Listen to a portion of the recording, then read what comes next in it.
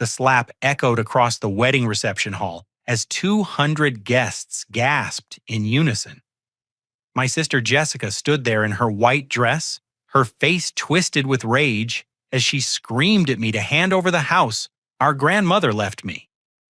The $420,000 Victorian that she believed belonged to her.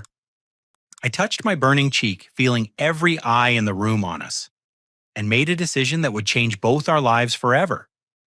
I smiled calmly and walked toward the exit. 3 months before that wedding disaster, I thought my biggest problem was figuring out what to do with my inheritance. Grandmother Eleanor had passed away peacefully in February, leaving me her beautiful Victorian home in a quiet Portland suburb. The house was worth $420,000 according to the appraisal, but its emotional value to me was immeasurable. I remember the day I got the call from the estate lawyer. I was sitting in my cubicle at the accounting firm where I work, reviewing quarterly reports when my phone rang. My name is Clyde, by the way. I'm 32, and up until that phone call, I thought I understood my family pretty well. The house had been my sanctuary growing up. After our parents divorced when I was 14, Jessica and I spent most weekends and summers with grandmother Eleanor. She was a retired art teacher with gentle hands and an endless supply of patience.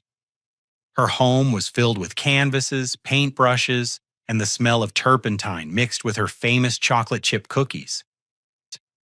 When grandmother Eleanor was diagnosed with cancer during my sophomore year of high school, I became her primary caregiver. Jessica was only 13 and couldn't handle the medical appointments' medication schedules or the gradual decline of someone we both loved. I drove grandmother Eleanor to chemotherapy sessions, helped her manage her pain, and listened to her stories about the house she'd lived in for 43 years. During one particularly difficult evening as I was helping her organize her medications, she took my hand and said something I'll never forget. "Clyde, this house has so many memories. The art studio upstairs where I taught you to paint the secret garden behind the kitchen, where we planted tomatoes every spring, all those recipe cards I handwrote for you. When I'm gone, I want you to have this place.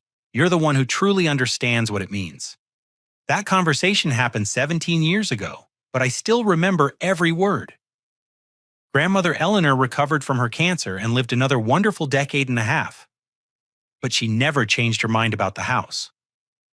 When she updated her will at age 85, she made sure everything was legally sound and properly witnessed. So when I inherited the house, I felt grateful, but not surprised. What did surprise me was my sister Jessica's reaction. At first, she seemed genuinely happy for me. Jessica had built a successful career as a marketing executive at a downtown Portland firm. She lived in a modern apartment with her fiancé Brandon and seemed content with her urban lifestyle. During our first family dinner after the funeral, she even congratulated me and said she thought grandmother Eleanor made the right choice. "You were always closer to her," Jessica said, cutting into her salmon. "And honestly, I wouldn't know what to do with that big old house anyway."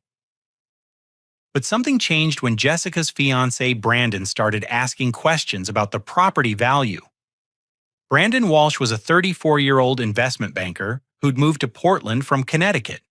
His family had old money, the kind that came with country club memberships and trust funds. Brandon had a sharp mind for numbers and an even sharper ambition for accumulating wealth.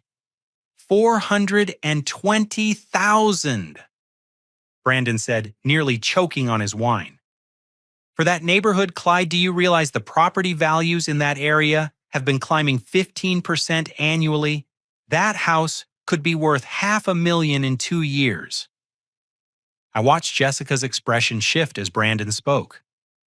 Her congratulatory smile faded into something more calculating. She started asking questions about my plans for the house, whether I intended to live there or sell it, what I thought about the investment potential. The truth was, I hadn't thought much about money. I loved that house for reasons that had nothing to do with its market value.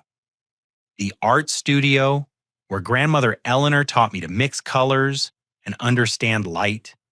The kitchen, where she showed me how to make her famous beef stew from scratch. The reading nook by the front window, where we spent countless afternoons with our books. But over the following weeks, Jessica's attitude continued to evolve. What started as casual questions became pointed suggestions. Maybe we should split the inheritance somehow. After all, we were both Grandmother Eleanor's grandchildren. Wasn't it a little unfair that one person got such a valuable asset? I'm not saying you don't deserve it, Jessica said during another family dinner, this time at her apartment. I'm just thinking about fairness. Grandmother Eleanor loved us both equally. Brandon nodded along, adding his own commentary about equitable distribution and family harmony. He'd clearly been coaching Jessica on how to frame these conversations. Every time we got together, the pressure increased slightly. During one particularly uncomfortable evening, Jessica suggested that maybe Grandmother Eleanor wasn't thinking clearly when she made her will. She was getting forgetful toward the end, Jessica said. Remember how she kept repeating stories and forgetting names? That comment made my blood run cold. Grandmother Eleanor had been sharp as a tack until her final weeks. Yes, she occasionally repeated a favorite story, but that's what people do when they're sharing memories they cherish. She never showed any signs of dementia or mental decline that would affect her legal capacity. I started to realize that Jessica and Brandon were building a case against the inheritance. They weren't just expressing hurt feelings or asking for fairness. They were questioning the legitimacy of Grandmother Eleanor's final wishes. The breaking point came 6 weeks before Jessica's wedding. She invited me to dinner and presented me with a folder full of legal documents. Her smile was tight and artificial as she slid the papers across the table. Brandon's family lawyer looked into this for us, she said. Apparently, there are laws about undue influence when it comes to inheritances. If someone was coercing or manipulating an elderly person, the will can be declared invalid. I stared at the documents without reading them. Are you accusing me of manipulating Grandmother Eleanor? I'm not accusing you of anything, Jessica said quickly. But legally speaking, you were her primary caregiver during a vulnerable time. You had access to her when she was making these decisions. A court might see that as problematic. Brandon leaned forward, his expression serious but sympathetic. We're not trying to hurt you, Clyde. We're trying to protect the family. If this goes to court, it could get messy for everyone. Wouldn't it be better to handle this privately? The documents outlined a proposal for me to voluntarily transfer the deed to Jessica before her wedding. In exchange, she would give me $50,000 and we could preserve family relationships. They'd already had their lawyer draft the paperwork. Think about it as a wedding gift, Jessica said. A way to start my marriage on solid ground free from family conflict. I looked at my sister across the table and realized I was seeing her clearly for the first time in years. This wasn't about fairness or family harmony. This was about money and the life Jessica wanted with Brandon. They'd calculated the value of that house and decided they deserved it more than I did. I need time to think, I told them. Jessica's face brightened. Of course. Take all the time you need. But remember, my wedding is only 6 weeks away. It would be wonderful to make this announcement as part of the celebration. As I drove home that night, I felt like I was mourning my sister all over again. The Jessica I thought I knew wouldn't have ambushed me with legal documents. She wouldn't have questioned Grandmother Eleanor's mental capacity or accused me of manipulation. But apparently, $420,000 was enough to transform her into someone I barely recognized. That was when I decided to fight back. The next morning, I called Margaret Stevens, an estate attorney, whose name I found through an online search. Margaret was a 45-year-old woman with 20 years of experience in inheritance disputes. Her office was located in downtown Portland, and she agreed to see me that same afternoon. Margaret reviewed Grandmother Eleanor's will and the documents Jessica had given me. She took her time reading every page, making notes, and asking detailed questions about the timeline of events. Your sister's lawyer is fishing, Margaret said finally.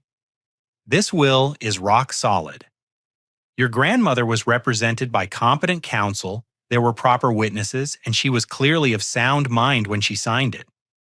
The fact that you were her caregiver doesn't create any legal problems unless there's evidence you coerced her. There's no evidence because it never happened, I said. Exactly, your sister can file a challenge if she wants to, but based on what I see here, she'd be wasting her money and her time. The question is what you want to do about her pressure campaign. Margaret was right about the pressure campaign. Over the next 2 months, Jessica escalated her efforts in ways that became increasingly uncomfortable. She started using our childhood memories as weapons, bringing up every sacrifice I'd supposedly failed to make every time she felt overshadowed or overlooked. "You were always Grandmother Eleanor's favorite," she said during one phone call. "You got all the attention when she was sick." I felt pushed aside. These conversations were emotionally exhausting. Jessica had a way of mixing genuine hurt feelings with manipulative tactics that made it hard to know how to respond. She'd start by talking about how much she missed Grandmother Eleanor, then transition into complaints about the inheritance, then finish with accusations about my selfishness. But the real manipulation was happening behind the scenes. Jessica had begun talking to our extended family, presenting her version of events in a way that made me look greedy and unreasonable. She told Aunt Patricia that I was being stubborn about sharing and suggested that Grandmother Eleanor might not have been thinking clearly in her final years. Aunt Patricia was Grandmother Eleanor's younger sister, a well-meaning woman who wanted to keep the family together. She called me with genuine concern in her voice. "Clyde, honey, Jessica seems really upset about this house situation. Is there some way you two could work this out? Your grandmother wouldn't want you fighting." These family interventions were carefully orchestrated.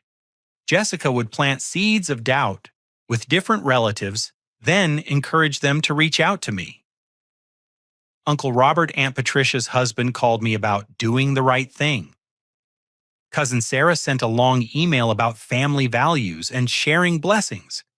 Meanwhile, Jessica was using her wedding planning as another form of psychological warfare. She deliberately excluded me from important decisions assigned me, degrading tasks like managing parking and coordinating the cleanup crew, and made sure I understood my place in the family hierarchy. The bachelor party was particularly humiliating. Brandon's friends from Connecticut treated me like an unwelcome guest at my own sister's celebration. When someone asked about my job, Brandon jumped in with comments about how some people are content with simple lives, while others take risks and build wealth. But the most disturbing discovery came when I was helping Jessica move some boxes from her apartment to Brandon's place. Hidden beneath some old photo albums, I found a collection of letters that Grandmother Eleanor had written but never sent. The letters were addressed to me and dated from the last 2 years of her life. Reading those letters broke my heart and strengthened my resolve at the same time. Grandmother Eleanor had been hurt by Jessica's behavior during her illness. She wrote about feeling abandoned when Jessica stopped visiting, about the cruel comments Jessica made about wasting time on a dying old woman, about the way Jessica criticized the medical decisions I was helping to coordinate. One letter was particularly revealing. "My dear Clyde, I hope you never see these words, but I need to write them down. Jessica came to visit today and spent the entire time complaining about her job, her relationship problems, and her money troubles. When I tried to talk about my treatment options, she said I was being dramatic and that I should just let nature take its course. I don't think she understands how much her words hurt. You've been my rock through this whole ordeal, and I want you to know how grateful I am. This house holds so many good memories of our time together. I hope someday you'll live here and create new memories of your own." The letters revealed a pattern of behavior that extended back years. Jessica had been cruel and dismissive during Grandmother Eleanor's most vulnerable moments, then resentful when she realized the financial consequences of her choices. Armed with this information, I felt more confident about standing my ground. But Jessica wasn't finished with her campaign. 3 weeks before the wedding, she played her most manipulative card yet. She called me crying, claiming she'd discovered that Brandon's family was having financial problems and that they needed the house sale proceeds to save the family business. The story was obviously fabricated considering Brandon's family owned multiple commercial properties in Connecticut, but Jessica delivered it with such emotional conviction that I almost felt sorry for her. "This isn't just about me anymore," she sobbed into the phone. "Brandon's whole family is counting on us. If we don't have the money from the house, their real estate company could go bankrupt. Hundreds of people could lose their jobs." I listened to this elaborate fiction and realized my sister had crossed a line from manipulation into outright deception. She was willing to lie about Brandon's family, about grandmother Eleanor's mental state, about my motives, about anything that might get her what she wanted. The final escalation came 1 week before the wedding. Jessica showed up at my apartment unannounced with a manila folder and a desperate expression. "Clyde, I found something," she said, pushing past me into my living room. "Look at this." The folder contained a document that looked like an updated version of grandmother Eleanor's will. According to the paperwork, grandmother Eleanor had supposedly revised her will 3 months before her death to divide the house between Jessica and me equally. The document was a forgery, but it was a sophisticated one.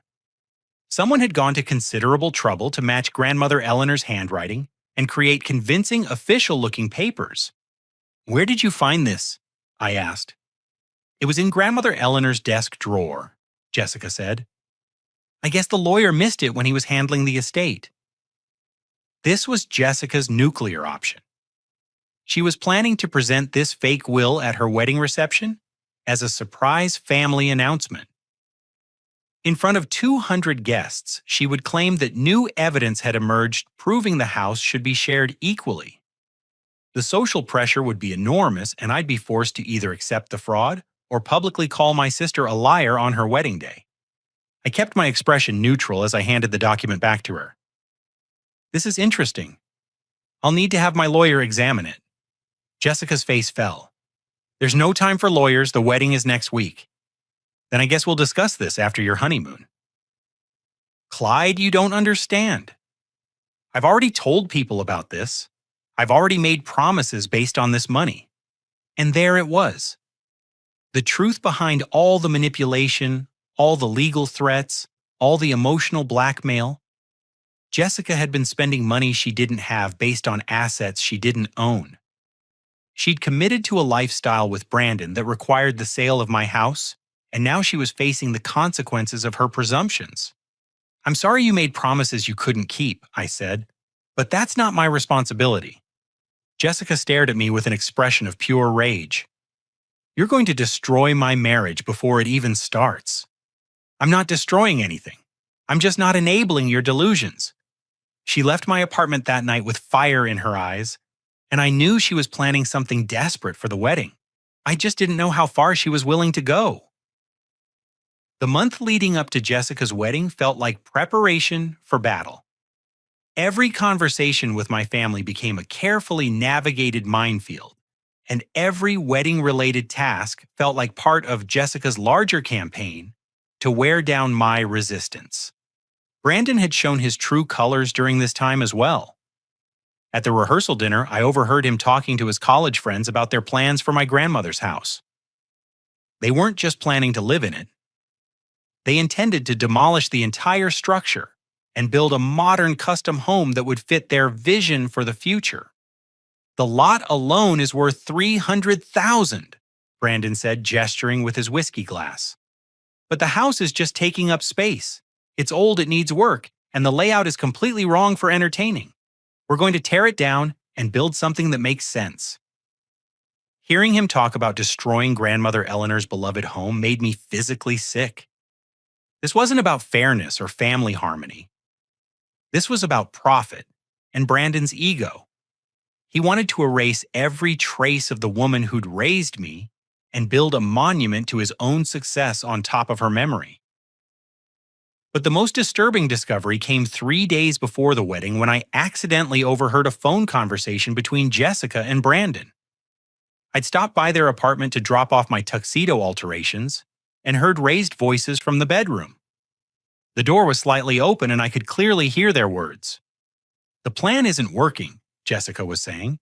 He's not backing down and his lawyer says the will is solid. Then we move to phase 2, Brandon replied.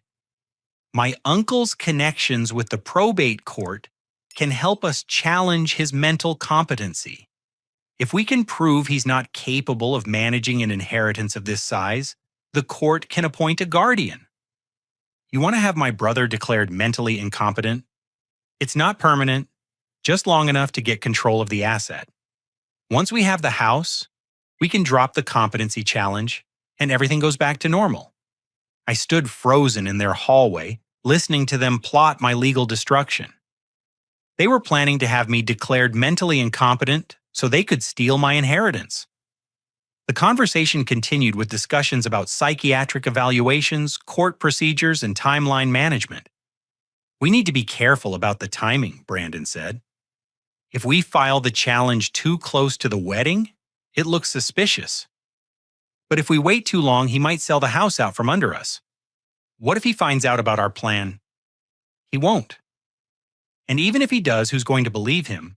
We have documentation of his erratic behavior and family concerns about his judgment. Plus, your whole family thinks he's being unreasonable about the inheritance. I backed away from their apartment quietly and left without delivering the tuxedo. My hands were shaking as I drove home, processing what I'd just heard. My sister and her fiancé were planning to destroy my life for money, and they'd been building their case for weeks. The wedding day itself was a masterpiece of psychological manipulation. Jessica had arranged the seating chart to isolate me at a table with children under 10 years old, a deliberate humiliation designed to show everyone my status in the family hierarchy.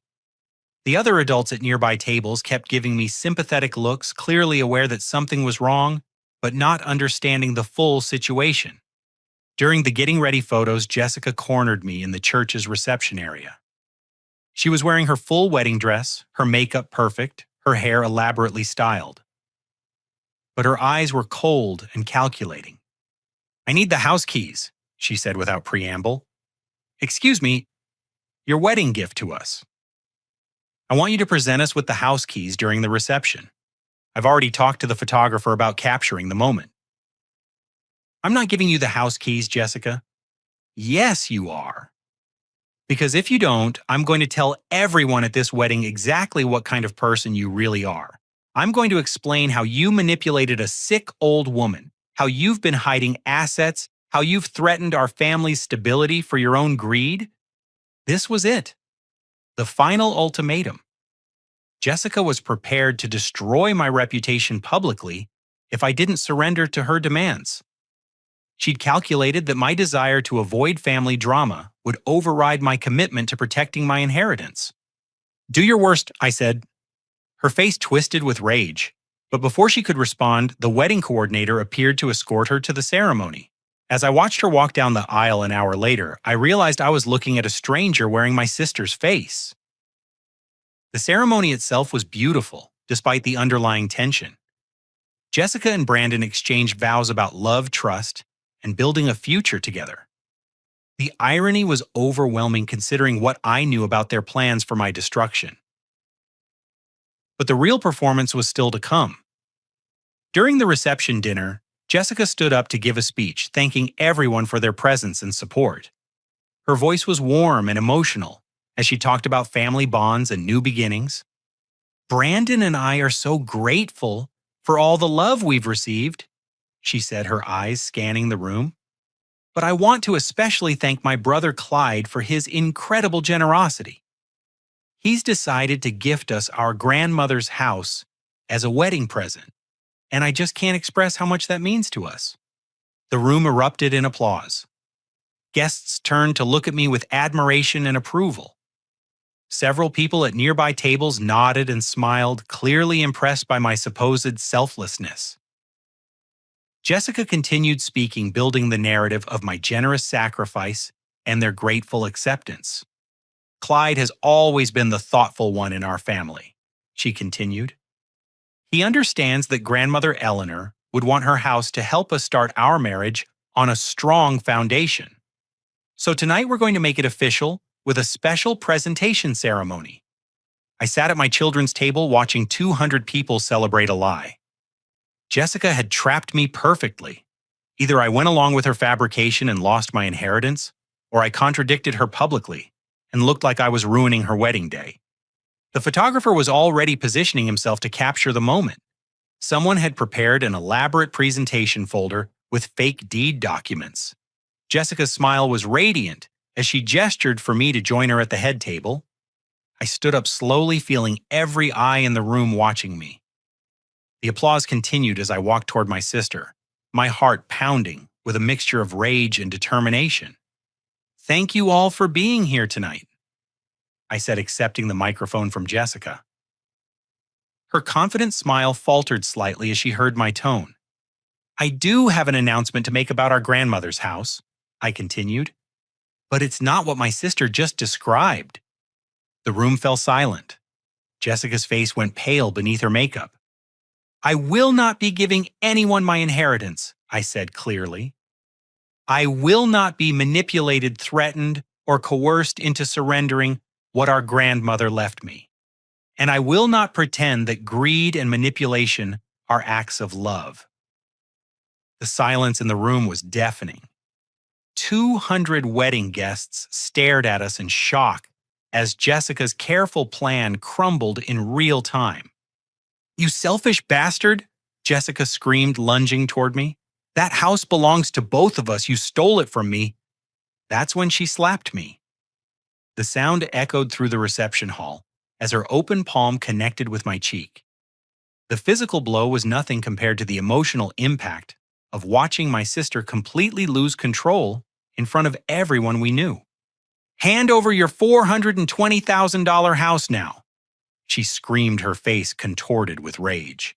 "I deserve that house. We deserve it." I touched my burning cheek and looked around the room at the shocked faces of our family and friends. Uncle Robert was filming the confrontation with his phone.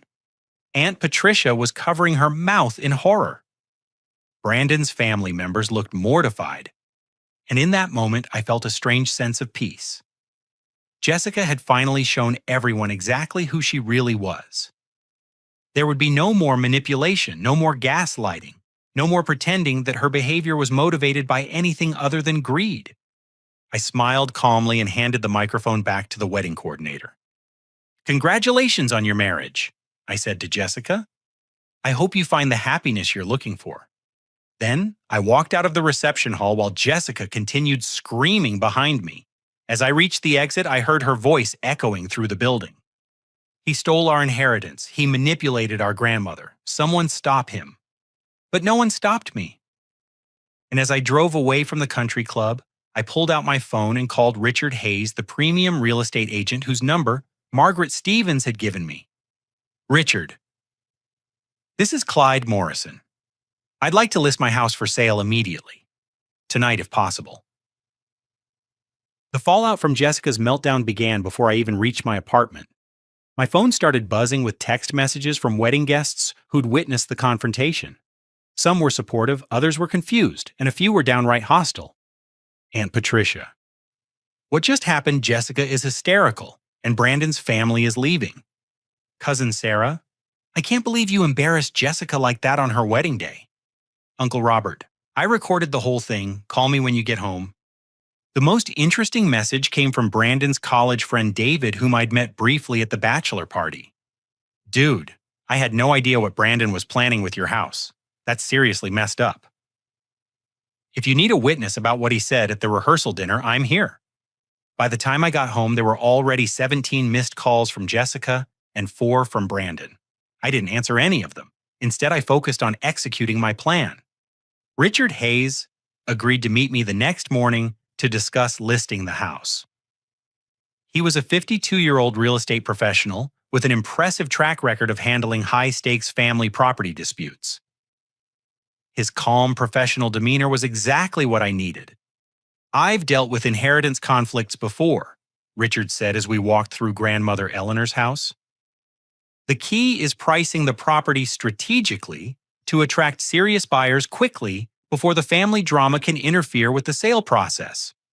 We decided to list the house for $425,000 slightly above the recent appraisal, but still within market range for the neighborhood. Richard's photography team would come by that afternoon to take professional shots, and the listing would go live by evening. Once this hits the market, Richard explained, your sister won't have any legal recourse to stop the sale unless she can prove fraud or incompetency. Based on what you've told me, that's not going to happen. While Richard handled the technical aspects of the listing, I prepared for Jessica's inevitable escalation.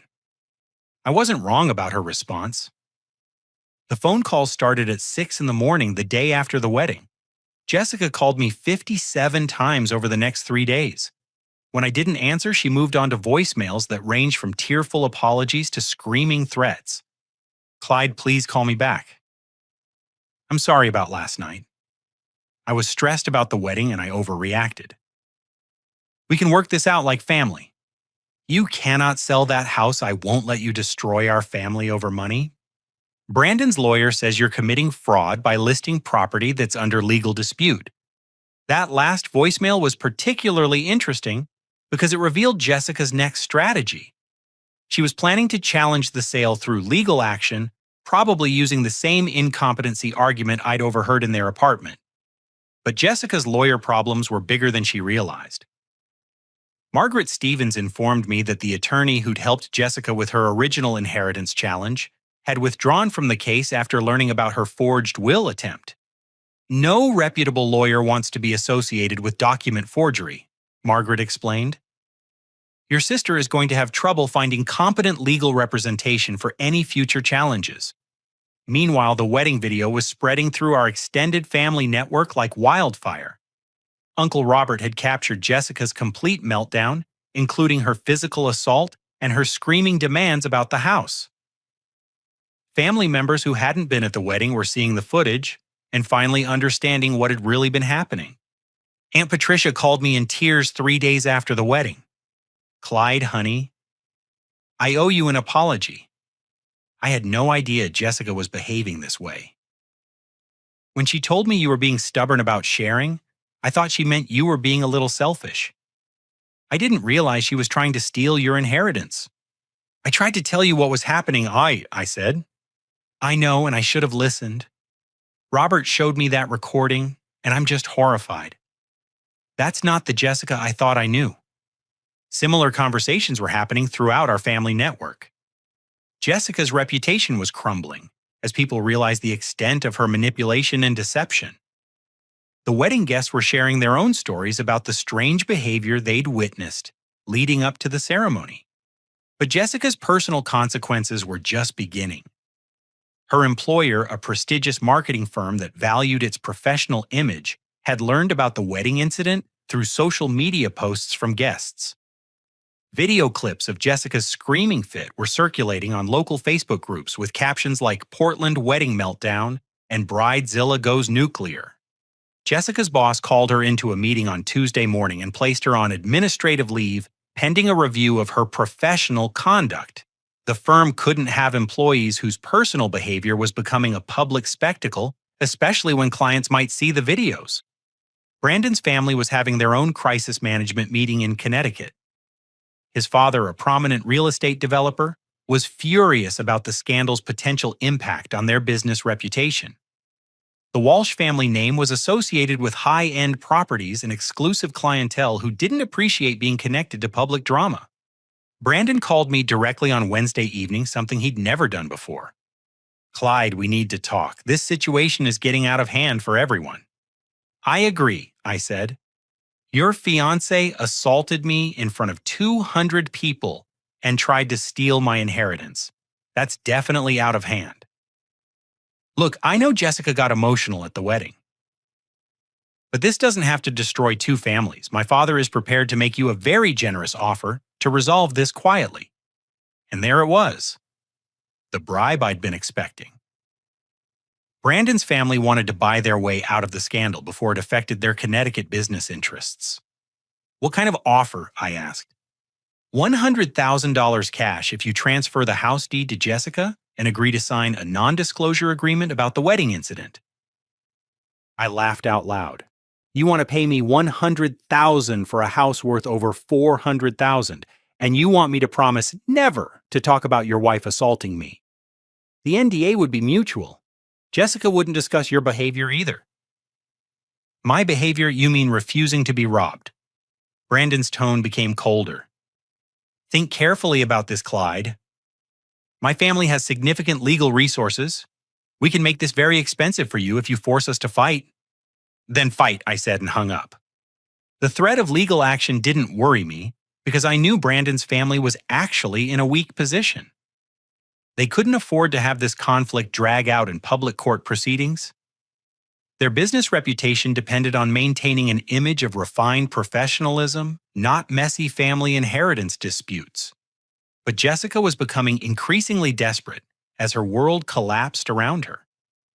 She'd lost her job, her new husband's family was pressuring him to distance himself from the scandal, and her own relatives were questioning everything she'd told them about the inheritance. On Thursday afternoon, she showed up at my workplace. The accounting firm where I work has a strict visitor policy, but somehow Jessica talked her way past the reception desk and appeared at my cubicle during lunch break. "We need to talk," she said, her voice hoarse from days of crying and shouting. My coworkers were staring at us with obvious curiosity. Word about the wedding incident had reached my office through social media, and everyone knew about the family drama. "Not here," I said, "and not without lawyers present." "Please, Clyde, I'm begging you. Brandon's father is threatening to have our marriage annulled if we don't fix this. His family thinks I'm unstable." "You are unstable. You assaulted me at your own wedding." Jessica's facade cracked again. "I made one mistake, one moment of anger, and you're going to destroy my entire life."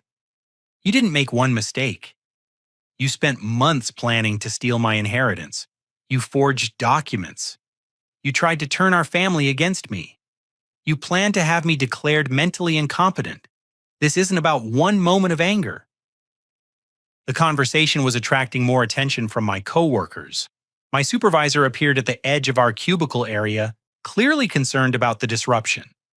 "Ma'am, I'm going to need you to leave the premises," he said firmly. "This is my brother," Jessica said. "We're having a family discussion. This is a workplace, not a family counseling center. Please exit the building immediately or we'll call security."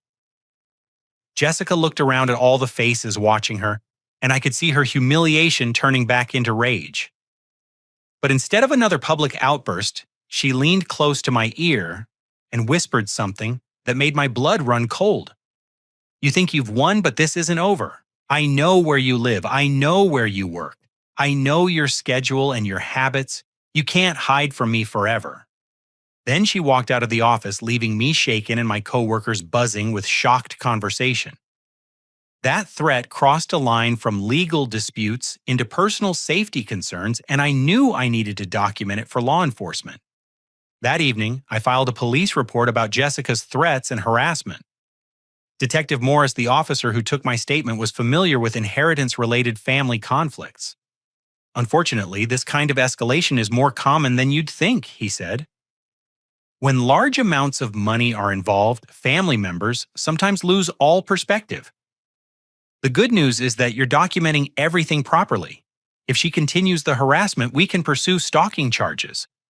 As I drove home that night, I realized Jessica had finally pushed me past the point of no return. I'd been willing to consider some kind of compromise that might preserve our sibling relationship, but her threats had eliminated that possibility. My sister had become my enemy, and now I had to treat her like one. The house listing went live on Friday morning, and the response was immediate. Richard's professional photography showcased grandmother Eleanor's Victorian home, beautifully highlighting the original hardwood floors, the bay windows, and the mature landscaping that made the property so appealing. By noon, we had 3 showing requests. By evening, we had 7. The Portland real estate market was competitive, and well-maintained homes in established neighborhoods were in high demand. But Jessica's reaction to seeing the listing online was nuclear. She called me 38 times on Friday alone, then switched to calling Richard's office when I stopped answering. She was demanding that he remove the listing claiming she had legal grounds to stop the sale. "Your sister is quite persistent," Richard said when he called to update me. "But she doesn't have any documentation to support her claims. I've handled inheritance disputes before. And this is pretty standard behavior from family members who feel entitled to assets they don't legally own." What wasn't standard was Jessica's decision to start showing up at the house during scheduled viewings. The first incident happened on Saturday morning when a young couple was touring the property with their real estate agent. Jessica appeared in the front yard as they were examining the exterior, introducing herself as the co-owner and contradicting everything the potential buyers were told about the sale. "This property isn't actually for sale," she told the confused couple. "There's a legal dispute about the ownership. You shouldn't waste your time looking at it." Richard had to cut the showing short and call me immediately. "This is going to be a problem," he said. "If your sister keeps interfering with showings, it's going to scare away serious buyers. We need to get legal intervention to stop her harassment." Margaret Stevens filed for an emergency restraining order on Monday morning. The petition detailed Jessica's threats, her workplace harassment, her interference with property showings, and her pattern of escalating behavior since the wedding. The court hearing was scheduled for Wednesday, which gave Jessica 2 more days to continue her sabotage campaign. She used those days effectively showing up at every scheduled showing to spread confusion and doubt among potential buyers. But Jessica's interference strategy backfired in an unexpected way. Word about the crazy sister trying to sabotage property showings spread through the local real estate community, and suddenly, our house became notorious. Real estate agents started bringing clients by just to see the house with the family drama. The increased attention actually generated more legitimate interest from buyers who weren't intimidated by family conflicts. By Tuesday evening, we had received 2 serious offers, both close to our asking price. Meanwhile, Jessica's personal life was continuing to deteriorate. Brandon's father had flown in from Connecticut for crisis management meetings, and according to my sources in the family, those conversations weren't going well. Uncle Robert, who'd become my unofficial intelligence gatherer since the wedding, called me with updates on the Brandon family situation. "Patricia talked to Brandon's mother yesterday," he said. "Apparently his father is furious about the whole mess. Their family business depends on maintaining good relationships with wealthy clients, and this scandal is making them look trashy." "Are they pressuring Brandon to divorce Jessica?" "Not divorce exactly, but they want him to distance himself from the conflict. His father thinks Jessica is unstable, and that staying married to her could hurt Brandon's career prospects." The pressure on Jessica was coming from multiple directions. She'd lost her job, her new husband's family wanted nothing to do with her. Our own relatives were questioning her behavior, and she was facing potential legal consequences for harassment and document forgery. But instead of backing down, Jessica doubled down on her desperation. On Tuesday night, she made a decision that would ultimately destroy what remained of her credibility. She broke into grandmother Eleanor's house. I got the call from the security company at 2:30 in the morning. The motion sensors had detected movement inside the property, and the police were already en route. I threw on clothes and drove to the house, arriving just as the officers were leading Jessica out in handcuffs. She'd entered through a basement window and was apparently planning to remove items from the house before the sale could be completed. The police found her in grandmother Eleanor's art studio packing paintings and art supplies into garbage bags. "She claims she has a right to be here," Officer Martinez told me. "But according to our records, you're the sole legal owner of this property." Jessica saw me talking to the police and started screaming again. "He stole those paintings from me. Our grandmother promised me her art collection.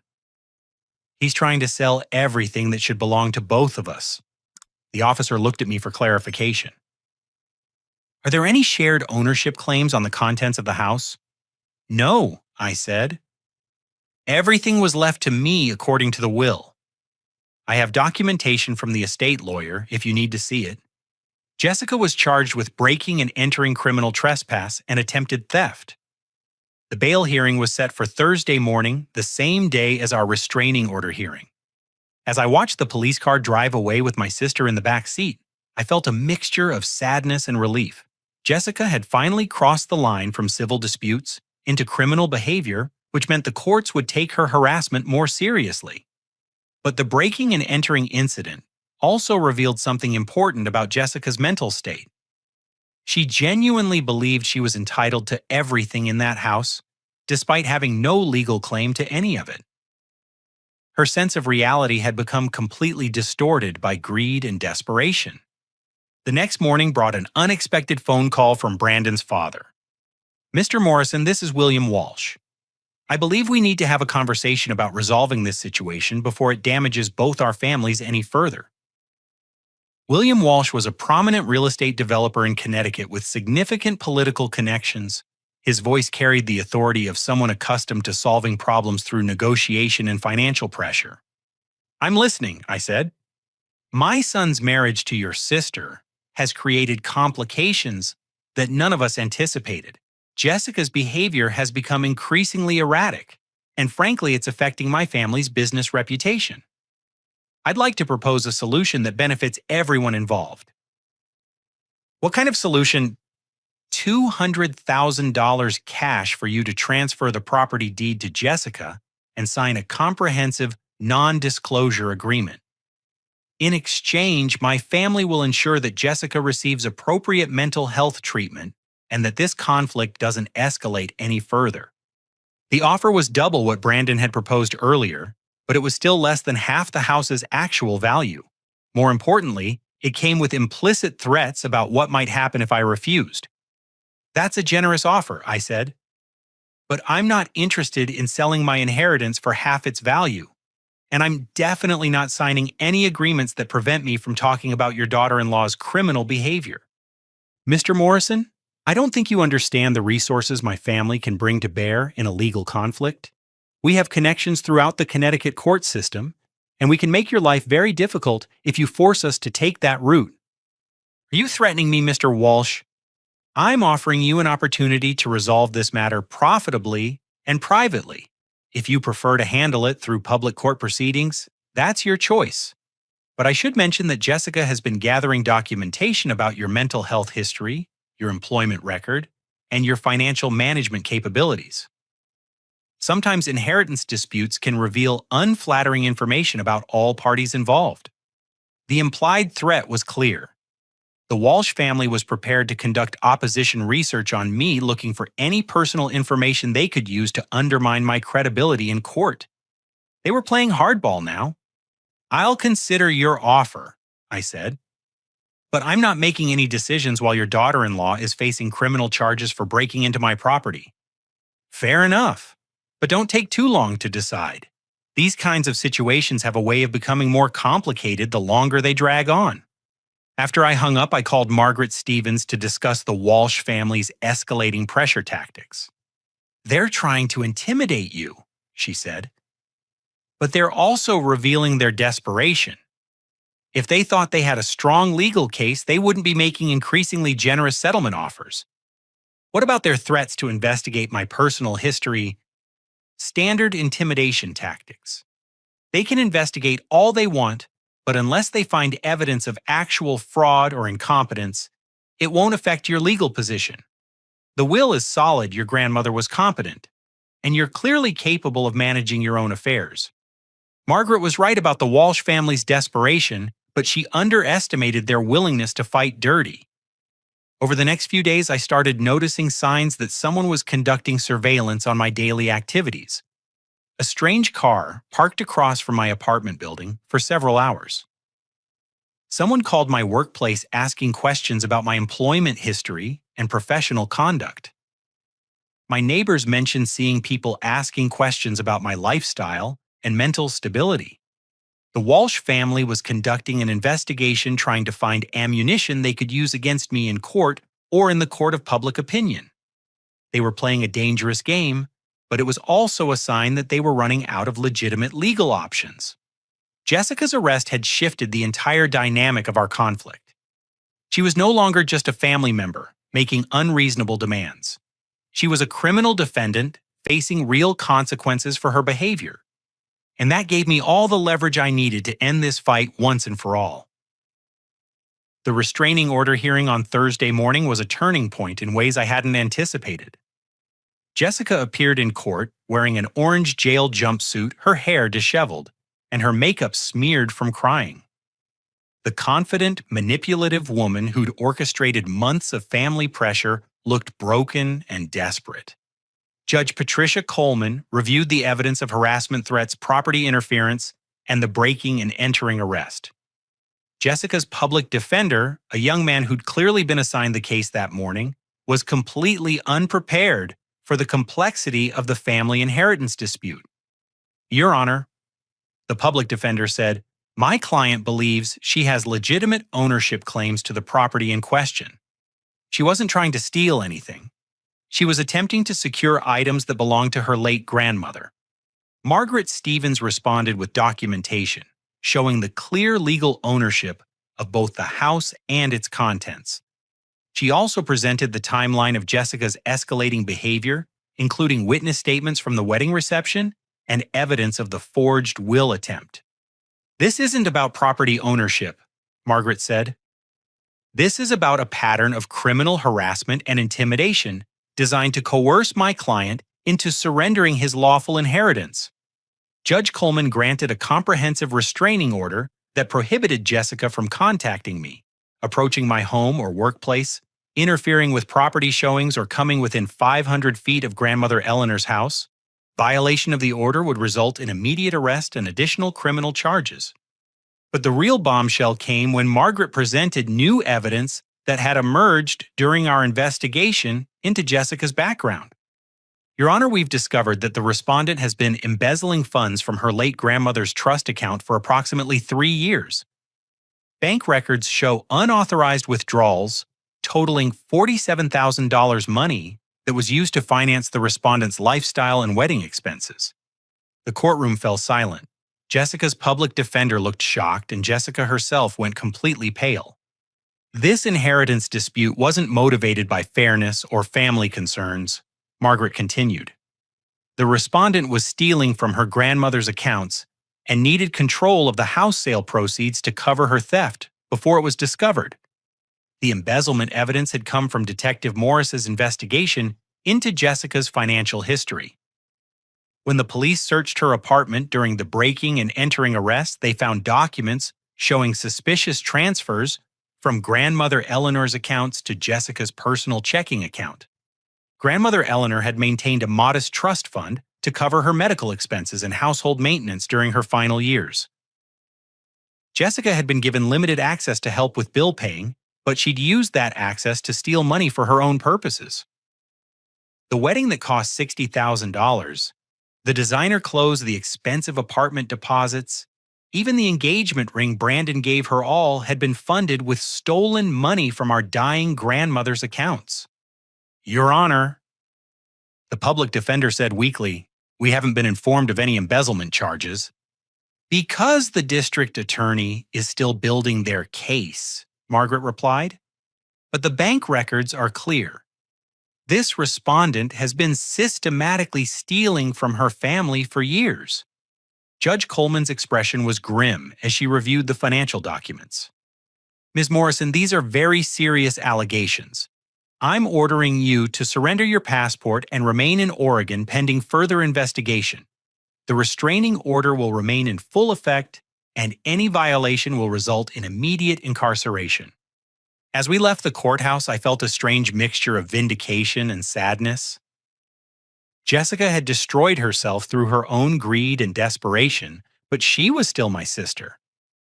Watching her led away in handcuffs was painful, despite everything she'd done. But my sympathy was limited by the scope of her betrayal. She hadn't just tried to steal my inheritance.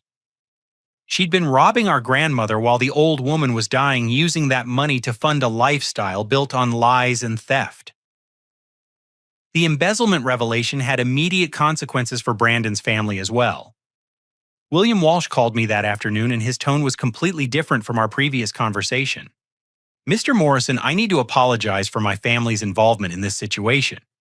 We had no idea about Jessica's financial crimes when we offered to help resolve the property dispute. I'm sure you didn't, I said. My son has decided to file for an annulment of the marriage. The Walsh family cannot be associated with criminal activity of this nature. Our business reputation would be destroyed if clients knew we were connected to embezzlement and fraud. Brandon was cutting and running, abandoning Jessica the moment her crimes became public knowledge. The man who'd spent months plotting to steal my inheritance was now desperate to distance himself from the consequences of those plans. "What about the threats your family made about investigating my background?" I asked. "Those were mistakes made in the heat of a difficult situation. My family will not pursue any action against you and will be happy to provide written confirmation of that if necessary." The Walsh family's complete retreat left Jessica isolated and facing criminal charges without any financial or legal support.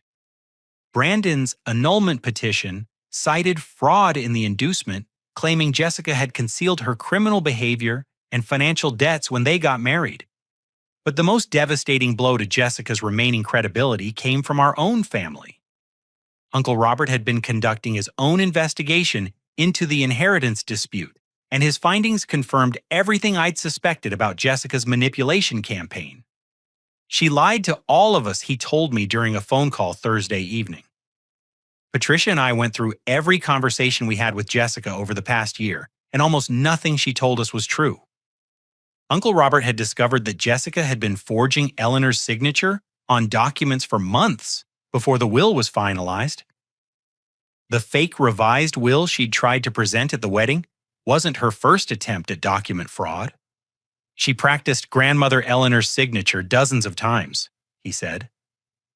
"We found the practice sheets in her apartment when we helped her move some belongings after the arrest. She'd been planning this theft for a long time." The evidence of premeditation was overwhelming. Jessica hadn't made impulsive decisions driven by grief or financial pressure. She'd been systematically planning to steal my inheritance while simultaneously robbing from grandmother Eleanor's accounts. The real estate market provided the final vindication of my decision to resist Jessica's pressure campaign. By Friday afternoon, we'd received 5 offers on the house, with the highest bid reaching $445,000. "The buyer's competition is driving the price above your asking amount," Richard explained. "The couple who submitted the highest offer are cash buyers with no financing contingencies. We could close within 2 weeks if you accept their proposal." The irony was perfect. Jessica's attempts to sabotage the sale had actually generated more interest and higher offers than we would have received through normal market activity. Her desperation had backfired completely. But I wasn't ready to close the sale just yet. Margaret Stevens had advised me to wait until Jessica's criminal cases were resolved to ensure there were no legal complications that could affect the property transfer. "It's unlikely that her charges will impact your ownership rights," Margaret said. "But it's better to be cautious when dealing with ongoing criminal proceedings." The delay gave me time to process everything that had happened and make some important decisions about my future. Selling grandmother Eleanor's house was emotionally difficult despite Jessica's behavior. That house contained so many good memories of my childhood and adolescence. But I realized that keeping the house wouldn't honor grandmother Eleanor's memory if it meant continuing to fight with Jessica indefinitely. The property had become a symbol of family destruction rather than family heritage. On Saturday morning, I made a decision that felt right for the first time in months. I called Richard and accepted the highest offer on the house, with a closing date set for the following Friday. "Are you sure about the timing?" Richard asked. "Your sister's legal situation is still pending." "I'm sure. It's time to move on from this whole situation." As I hung up the phone, I felt a weight lifting from my shoulders. The house sale would give me the financial freedom to start fresh somewhere else, away from the family drama and the painful memories of Jessica's betrayal. But first I had one more decision to make about what to do with the money. The house closing took place on Friday morning at Margaret Stevens' law office. The cash buyers, a young couple named Tom and Sarah Peterson, were excited about renovating the Victorian and preserving its historical character. They had no interest in Brandon's demolition plans and wanted to honor the home's original architectural details. As I signed the final documents transferring ownership of grandmother Eleanor's house, I felt a sense of closure that had been missing since her death. The sale price of $445,000 minus real estate fees and legal costs left me with $425,000 in liquid assets. Jessica's criminal proceedings had moved quickly once the district attorney's office became involved.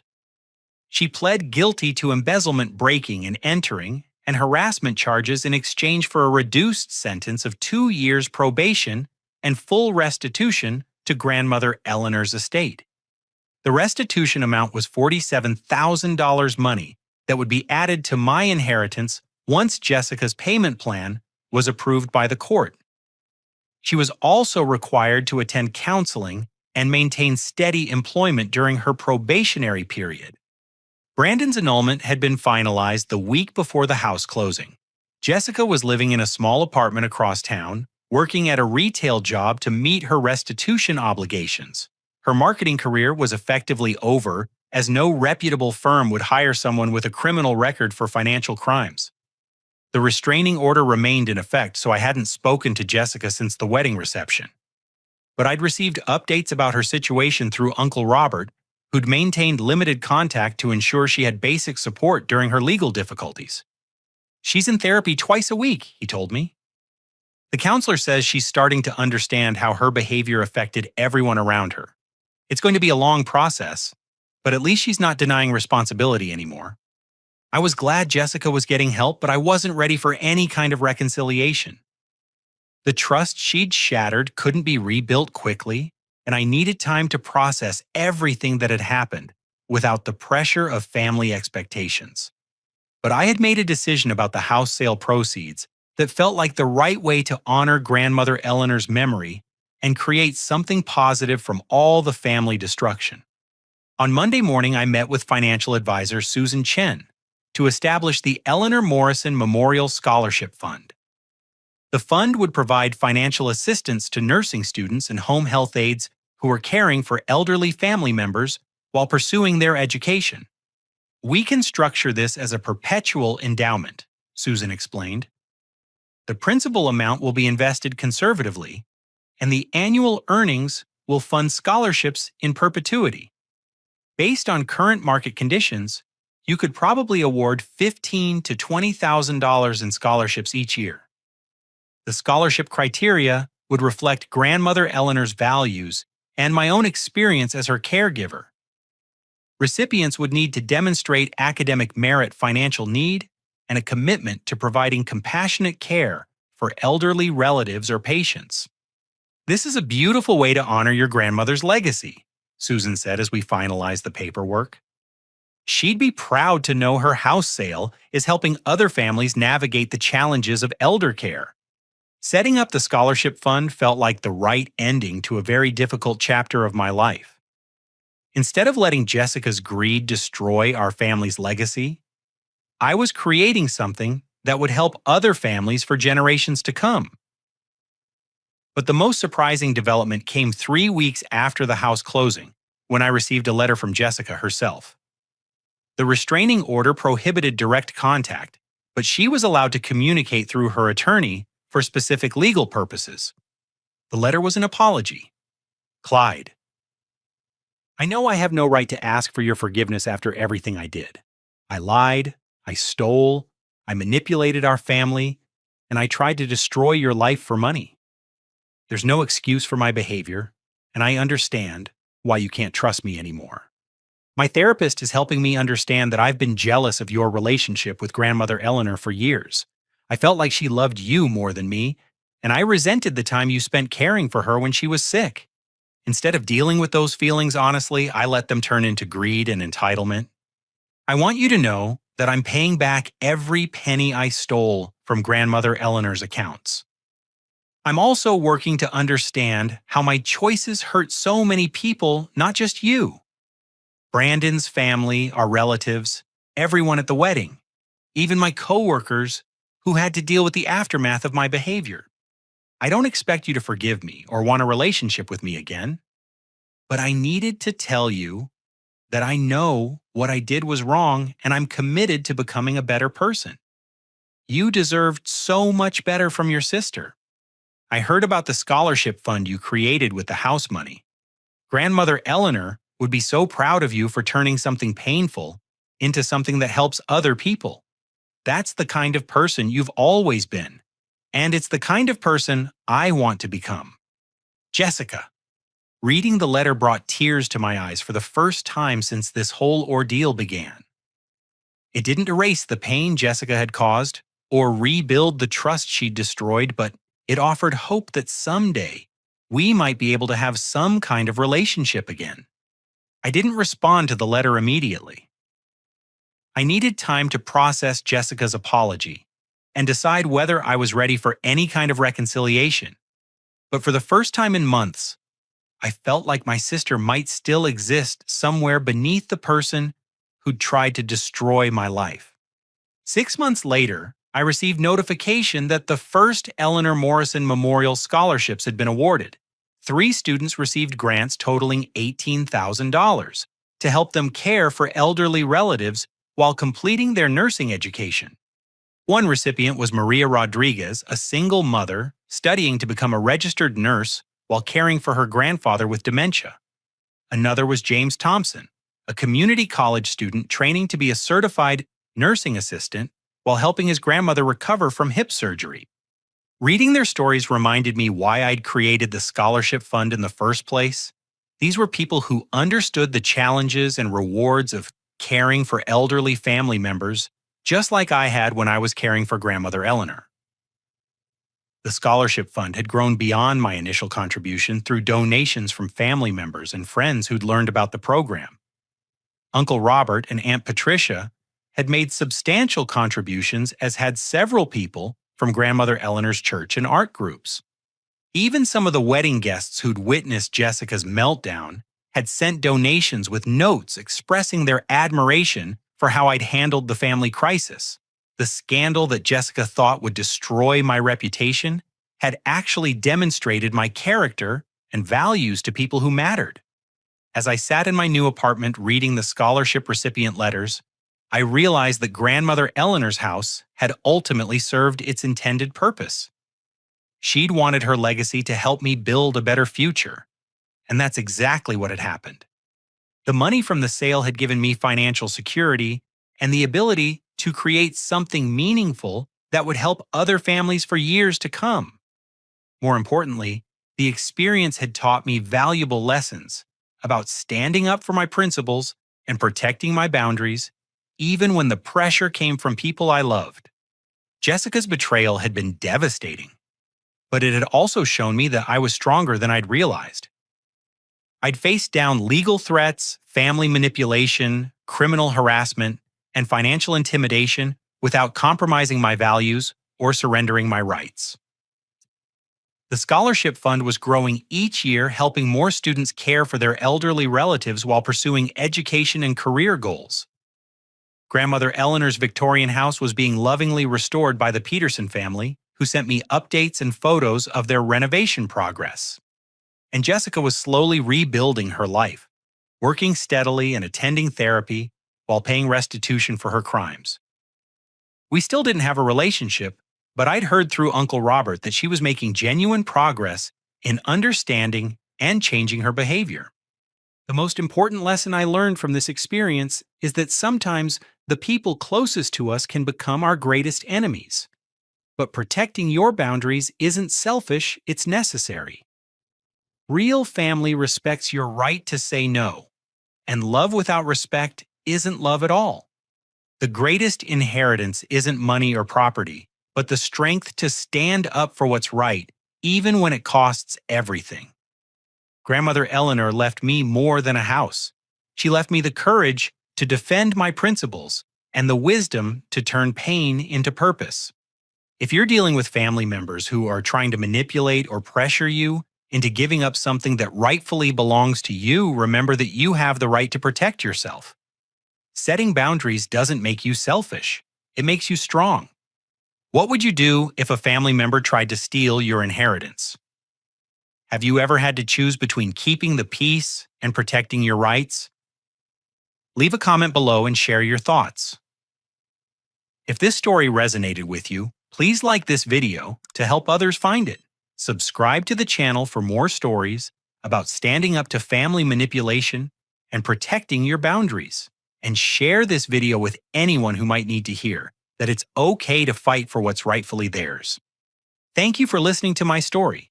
I hope it helps you find the courage to stand up for yourself when the people who should protect you are the ones trying to hurt you. Remember, you deserve respect and honesty from everyone in your life, especially your family. Take care of yourselves, and don't let anyone convince you that protecting your rights makes you the bad guy.